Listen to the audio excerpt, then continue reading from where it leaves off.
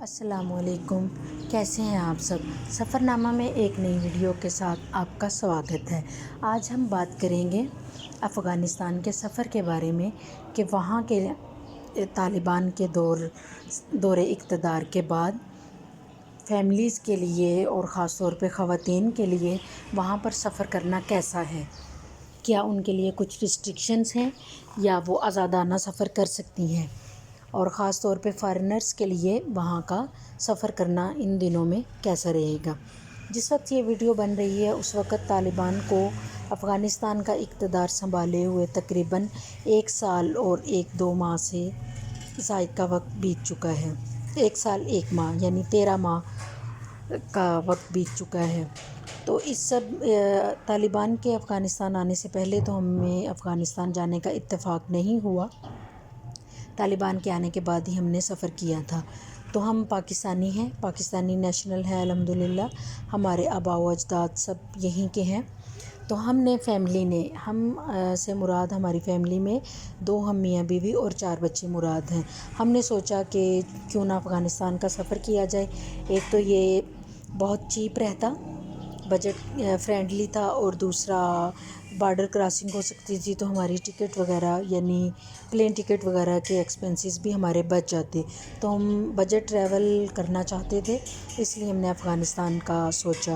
افغانستان صرف جنگوں اور لڑائیوں کا ہی ملک نہیں، بلکہ یہ بہت سی خوبصورتی لینڈسکیپس وغیرہ، کچھ سرد علاقے اور صحراؤں سے گھرا ہوا، پہاڑوں سے گھرا ہوا بہت خوبصورت ملک ہے۔ گو کہ بہت عرصے سے جاری رہنے والی جنگوں نے اس ملک کا حال احوال کافی بگاڑ دیا ہے، لیکن پھر بھی اس میں دیکھنے کے لیے بہت سی چیزیں ہیں۔ اس وقت ہم کابل سے مزار شریف جا رہے ہیں اور یہ رستے کے مناظر ہیں، اس کے ساتھ ساتھ میں نے سوچا کہ آپ سے چند باتیں کر لی جائیں۔ تو ایسا ہے کہ طالبان کے اقتدار سنبھالنے کے بعد افغانستان میں ماحول بہت پرامن ہے الحمدللہ۔ ہم نے یونیورسٹیز میں اسٹوڈنٹس آتے جاتے دیکھے، جن میں گرلز بھی تھیں اور بوائز بھی، اسی طرح اسکولز وغیرہ بھی کھلے ہوئے تھے، اور بازاروں میں بھی ہم نے مارکیٹس میں عورتوں کا رش دیکھا بہت زیادہ۔ تو آپ نہیں کہہ سکتے ایسا ہی تھا وہاں پر افغانستان میں پھرنا ایسا ہی ہے جیسے کہ آپ پشاور سائڈ پہ چلے جائیں تو آپ کو عورتیں عموماً ٹوپی برقع میں ملفوف نظر آتی ہیں، کچھ اسی طرح کا ماحول تھا۔ مردوں نے چادریں کندھوں پر رکھی ہوتی ہیں یا پتلی چادریں لپیٹی ہوتی ہیں، جیسے ہمارے یہاں پنجابی عام طور پر سردیوں میں گرم چادر لپیٹتے ہیں، اور اسی طرح پٹکا وغیرہ بھی مردوں نے کندھے پہ رکھا ہوتا ہے اور سر پر ٹوپی پہننی ہوتی ہے۔ یہ اصل میں ان کا کلچر ہے، یہ اسلام یا طالبان کی طرف سے امپوز نہیں ہے۔ اس پہ کچھ چیزیں ہوتی ہیں جو اسلام شرعاً ہوتی ہیں، اسلام کی طرف سے حکم ہوتا ہے، اور کچھ چیزیں ہوتی ہیں جو ہمارا کلچر ہوتی ہیں۔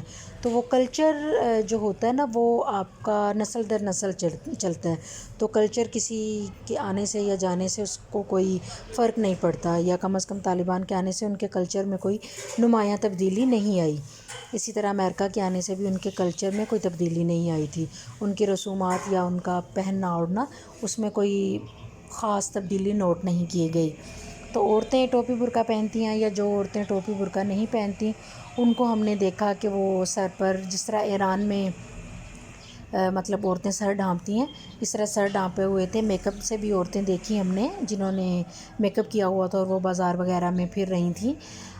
اسی طرح کچھ عورتیں اسی طرح کچھ عورتوں نے اپنا منہ پردے سے نقاب سے ڈھانپا ہوا تھا۔ تو فیملی کے لیے بہت سودھنگ کنٹری ہے، آپ جا سکتے ہیں، آسانی سے جا سکتے ہیں بغیر کسی خوف و خطر کے۔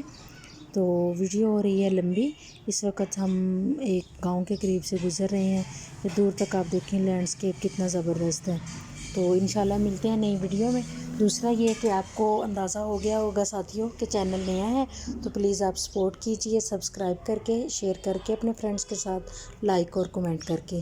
اللہ آپ کا اور ہمارا حامی و ناصر ہو۔ اللہ حافظ۔ اگر آپ یہاں تک آ گئے ہیں تو اس کا مطلب ہے آپ کو ویڈیو پسند آئی ہے، تو پلیز سبسکرائب کیے بنا مت جائیے گا۔